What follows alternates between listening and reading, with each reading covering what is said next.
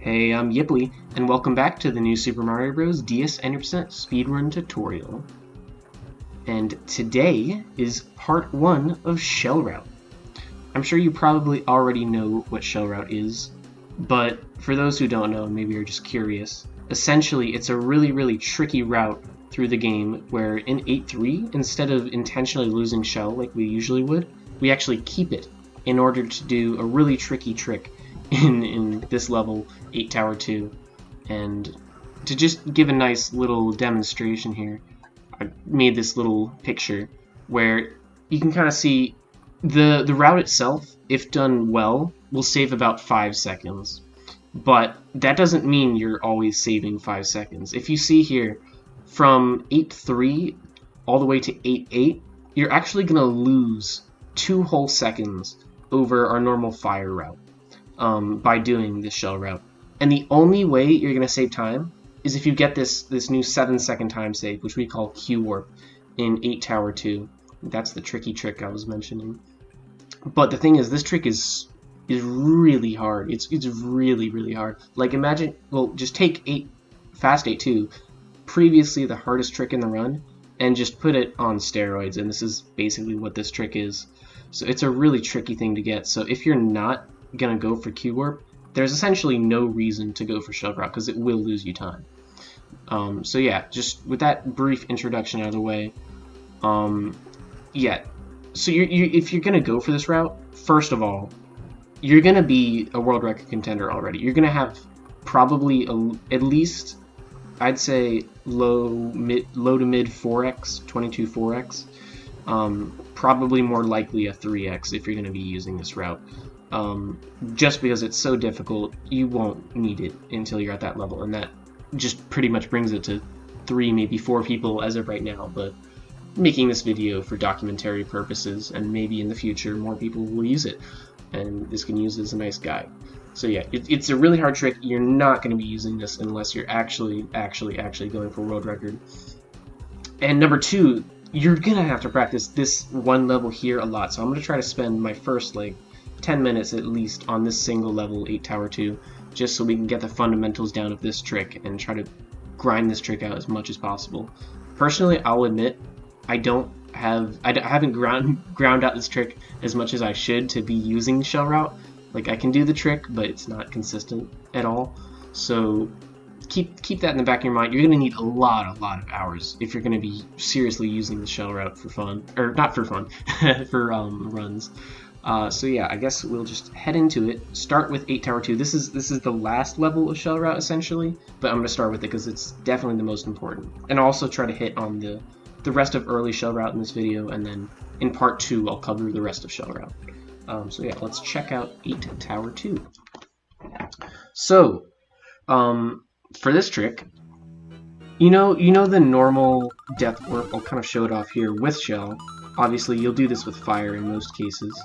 But the essential way we want to traverse this level in a normal context is that we wait on the snake block. We do a lot of waiting here, and then we run, and mess up, don't mess up, and then get up here. And that's quick, and you obviously skip to the checkpoint. But there's a way faster way of doing things. So in this game, you might already know we do Fast 8-2, and that's a specific usage of the trick called a space jump or a moon jump. And what that is essentially jumping in the middle of the air. I'm trying to do it right now. It's really difficult. It's double frame perfect in this context. You might remember Fast 8-2 is a single frame perfect trick, but that's only because it has a setup for the first frame perfect input, or rather release of an input, which would be the unmorph. See, it's really difficult, but essentially for this trick we're not going to have that setup, and we're going to have to do both inputs frame perfectly. You saw I just did like 10-15 tries there. That wasn't the best set of 15 tries, but I was going for it each time, and it just shows how difficult this is. But the way it works, obviously you're probably familiar with Fast 8-2. We want to jump when our y velocity is exactly equal to 0, and that occurs at the peak of our jump. But not only that, we need to unmorph on the frame that the y velocity turns to 0. So essentially, if you unmorph about 3 frames before that point, so you're almost at the peak of your jump, the unmorph input will come out exactly on the frame where your y velocity is equal to 0. The exact peak of your jump, I just did it there. Awesome. So yeah, you just the way the game processes inputs, everything comes out 3 frames later than you press it. So if you just do it right before it happens, it should work. And then the second part of the trick, obviously, is once you do that unmorph at the frame perfect point, the top of your jump, you want to jump as well, so that when you unmorph, you're jumping as that unmorph comes out. So it's quite tricky. You want your unmorph, I did again there, very nice. You want your unmorph to be 3 frames before your jump. That's just the essential bit of it. So the initial way you should probably approach trying this, you don't want to just throw yourself right at the trick. You're never going to get it, and you're just going to get yourself frustrated. So to learn the basics of this trick, you're going to do what I'm doing right now. That is just jump in place, doing the inputs for not the trick itself, but the base behind the trick. So what that would look like is you press down, you jump, and then before you reach the point of your jump, you're going to release your down press, like I said, about 3 frames before the peak of your jump. And then just, yeah, do that. And then when you release your down press, pretty much immediately after, it's going to be 3 frames, but that's really hard to judge, press A to jump. And if you practice that enough, hopefully you'll start getting these mid-air jumps. And it looks really cool. And it looks really impressive. But obviously, just doing this in place is not going to get you to doing the whole Q warp. I'll definitely show a video of the Q warp at the end, so you can kind of understand what it looks like, because I'm not going to get it here. Unless I'm really lucky, it's not going to happen. I'm not good enough at it yet to produce it consistently. But I think J-Dude produces it at about a 30% consistency, and he's the best at the trick by far. So it's definitely reachable. So yeah, so that's the founding building blocks. I would keep doing this until you get it maybe like 10 times. It might take you an hour, it might take you 2, 3, 4, 5. It could take a while. Just keep that in mind. This is going to take a long time to learn. But once you've got that, you kind of got your basics down. Alright, sorry about that, but the freezer in the floor above me actually broke and was dripping water onto the floor up there, through my ceiling, and into my room right behind me, and I didn't even notice. So while I was recording that first bit, there was actually water dripping behind me. But that's all fixed now, so we can continue. So that first bit there, the doing the trick in place, that's not actually going to get you to be able to do the Q warp. The next step in the progression of Q warp is actually doing that same trick, but horizontally and at full speed. And as we know, when we're running at full speed and do a jump, it's going to be higher than just a standing jump. So it's going to change the muscle memory a slight bit. So just to give sort of an example, you'll see I'm going to try to do the trick now. Probably not going to get it, but just to show you how it might look like. It's not going to be up and down. It's going to be to the side here. And it's going to be very different. Yeah, I missed it. But as you see there, I'm not just going up and down. I'm going to the left while I'm trying to do the same inputs. So the way that we can kind of acclimatize ourselves to that and bring us from this level here to the next level of being able to go for that without wasting a bunch of our time resetting through the level is actually we can try that same sort of motion in this little section here. And this little section here is really great for practice, and you can nail the same movements that you would need for the actual trick here and kind of refine your skills. So yeah, this is slightly different. You're gonna build from what you just worked on, moving straight up and down. So the difference here is obviously we're moving faster. We're gonna have to do all of our inputs a little bit later, just because the trick happens at a little higher height. Additionally, we need to preserve our full speed throughout the trick, because if you don't do the trick at full speed, you're not going to be able to make it to the left wall to get up to the spot. You're going to fall short. So the way that we do that, you'll notice when we do this bit, we're holding down on the ground, and it's really hard to have speed and hold down on the ground at the same time, because you're just going to slide and slowly lose speed. So the way that we kind of counteract that is we're going to be moving at full motion here, and we quickly press down to stay in the shell while we jump. If we don't press down, we just do that. And if we don't, yeah, it'll just look nasty. And we want to be holding down while we're doing the trick as well. If I just jump without holding, I'm not pressing anything on the D-pad here, I can't really unmorph accurately without making it really, really, really awkward. So we're going to want to hold down as we jump. I'll try to link Josh's, like, a video of Josh doing the full trick in the description, because he has a button display, so it's really easy to tell what he's doing.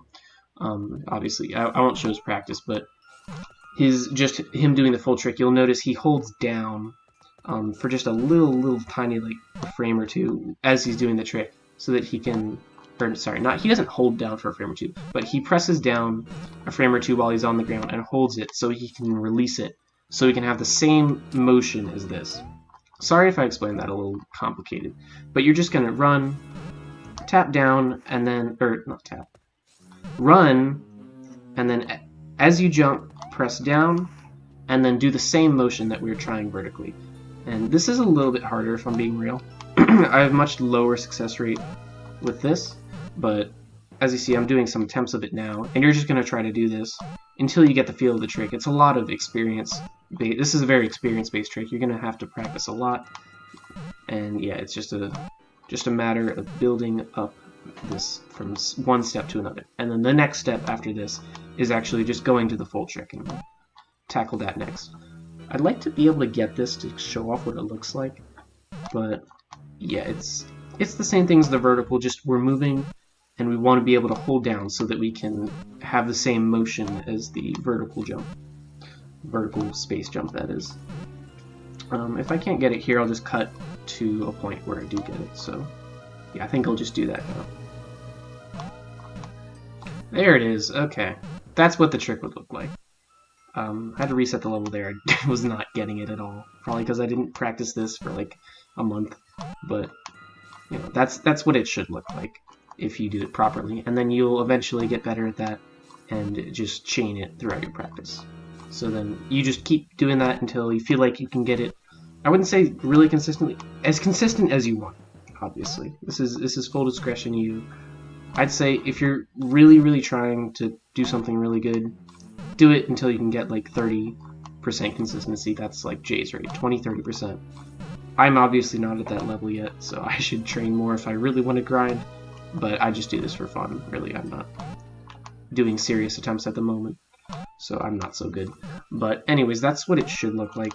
And then the next step is actually moving into the full trick itself. So you're going to use what you just learned here. That's going to be the final step of the trick. The setup is a little different. I'm just going to reset here so the fire bar is the same. Sorry, I cut there because I started rambling. But essentially what you want to do is try to make the most amount of speed that you can with the tiny amount of space that you're given. So what that will look like is we're going to obviously grab the fire here just so the route works out properly so we can re-equip it after the checkpoint.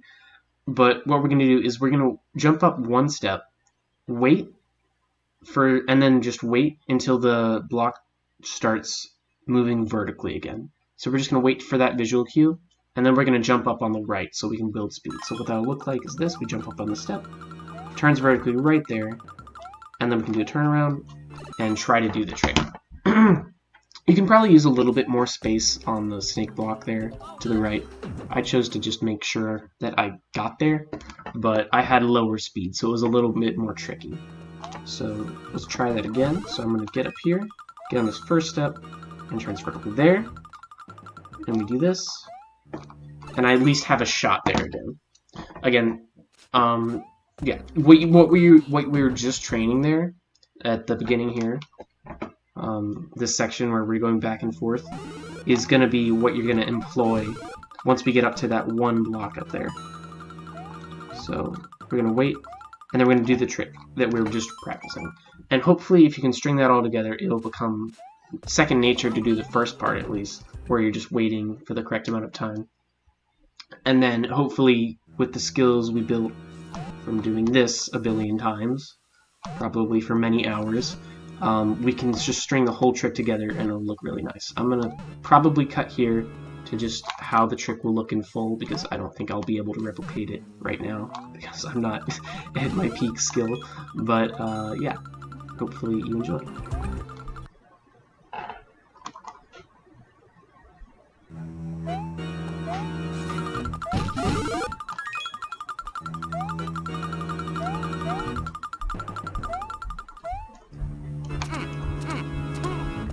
Okay.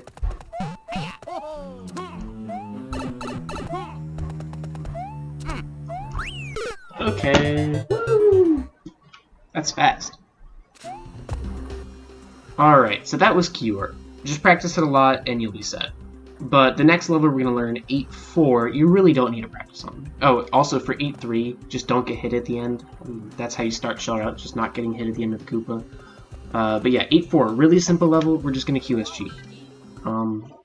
There's different ways people do it. Some don't like doing a turn back. I love the turn back. I think it's very consistent.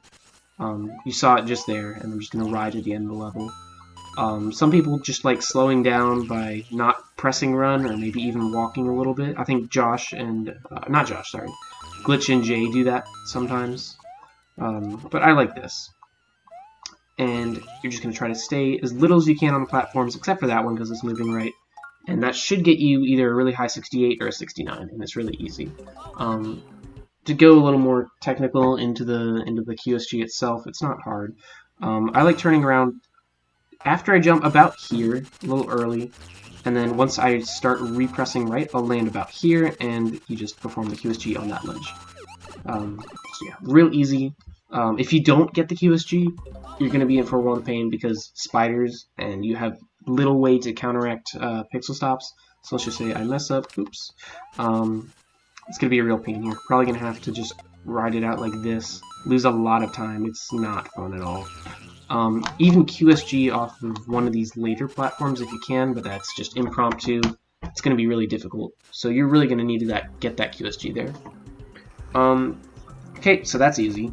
8 Castle. Another really easy QSG, but it gets a little weird at the end, so we'll see how that goes.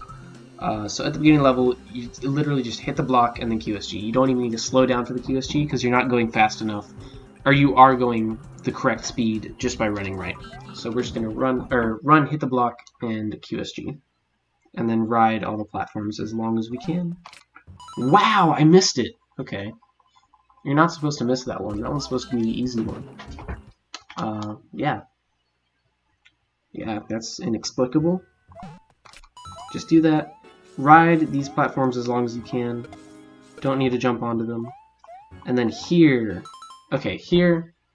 It's just like the fire one, almost. The top route fire 8 Castle, but with shell. And the crouch in the fire version is not needed. So it's just a little bit easier version of the fire top route 8 Castle. So here we're just going to jump at the... I'm going to mess it up because I just paused. But jump on the first block of this platform, hit the red block, and then jump again when you land. And that will get us onto the next platform where it gets a little more tricky. Yeah, I messed up.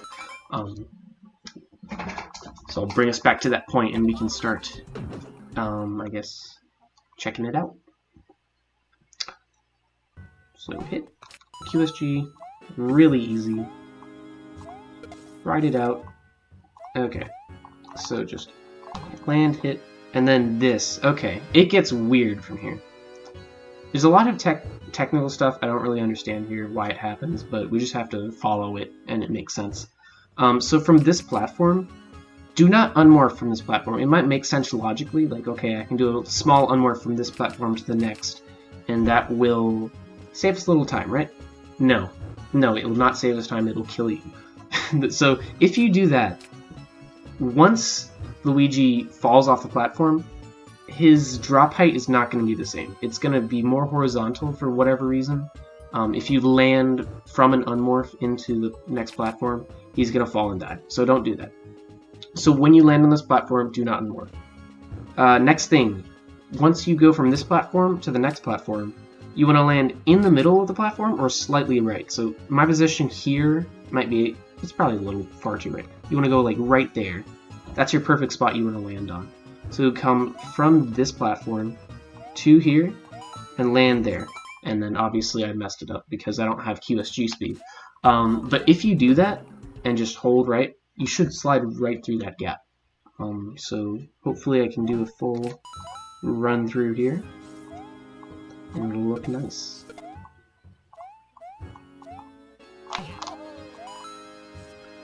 Yeah, so there it is. And then this is all the same. Just fit in some unmorphs. Pretty cool. And you should be able to get a 77 there. I didn't. Here, just more unmorphs. Very slightly different from fire. Make sure you land before the point, and then just do the normal kill. You can do the swag kill if you want. You just run right, boop. It loses a little time to just doing a normal kill, but I like it because it's fun. So yeah, that's 8 Castle. I'll try to do another run through if I can right now, just to make sure it looks nice and you get another view of it. But yeah, that should be our first part of Shell Route done. Let me not mess this up. And yeah, it should be nice. Land in the middle. Pretty good. And just unmorph. This level's a lot easier in Shell than with the Fire Route version. It just is. That's the one of the few benefits of Shell Route. Makes this level just more better. And I'll do the normal kill this time, just for documentation's sake. So that's a little faster than the swag kill, but I mean, who doesn't love a swag kill? Yeah, so that'll be the first part of our Shell Route. I'll try to cover the second one in another video, where we'll go over these gauntlet stages here. Should be a little shorter because I don't have to cover this hunk of a level. But yeah, just practice this a bunch, and hopefully you will be able to do some Shell Route. So yeah, thank you for watching, and have a nice day.